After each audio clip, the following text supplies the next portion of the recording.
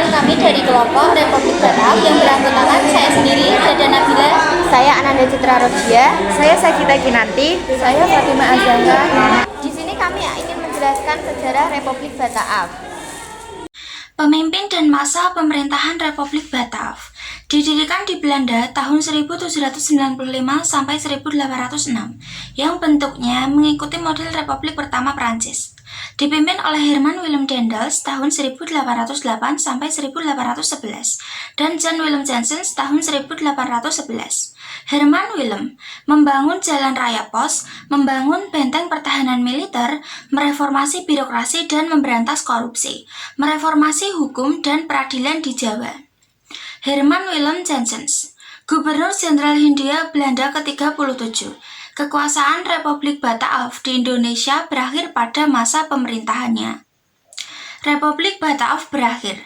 Republik Batak berakhir pada tahun 1806 ketika Napoleon mengangkat saudaranya sebagai Raja Belanda. Kekuasaan di Inggris, Hindia Belanda berlangsung pada 1816 ketika Belanda kembali mendapatkan kendali atas wilayahnya tersebut.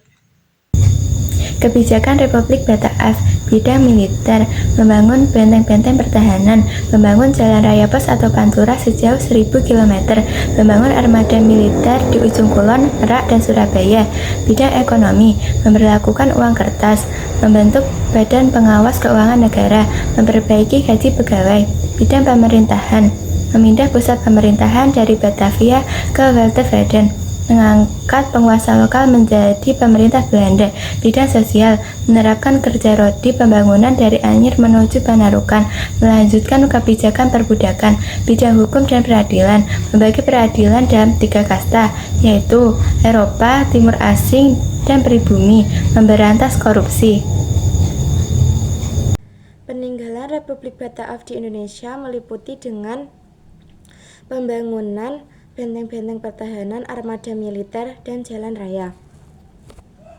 Salah satu peninggalan Republik Batak adalah Benteng Lodewijk di Pulau Menggare, Gresik, Jawa Timur.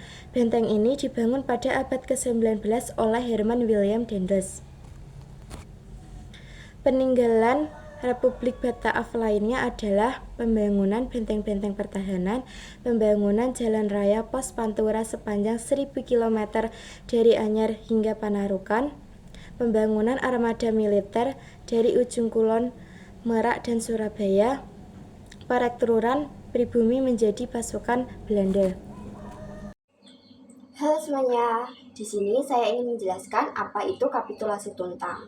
Jadi, kapitulasi Tuntang merupakan perjanjian penyerahan kekuasaan yang terjadi pada tanggal 18 September 1811 di Tuntang, Jawa Tengah.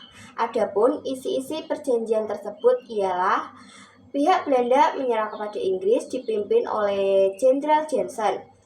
Yang kedua, Inggris mengambil alih seluruh wilayah kekuasaan Belanda di Hindia Timur. Yang ketiga, Stafford Raffles diangkat sebagai Letnan Gubernur Hindia Belanda oleh Inggris pada tahun 1811 sampai dengan 1816.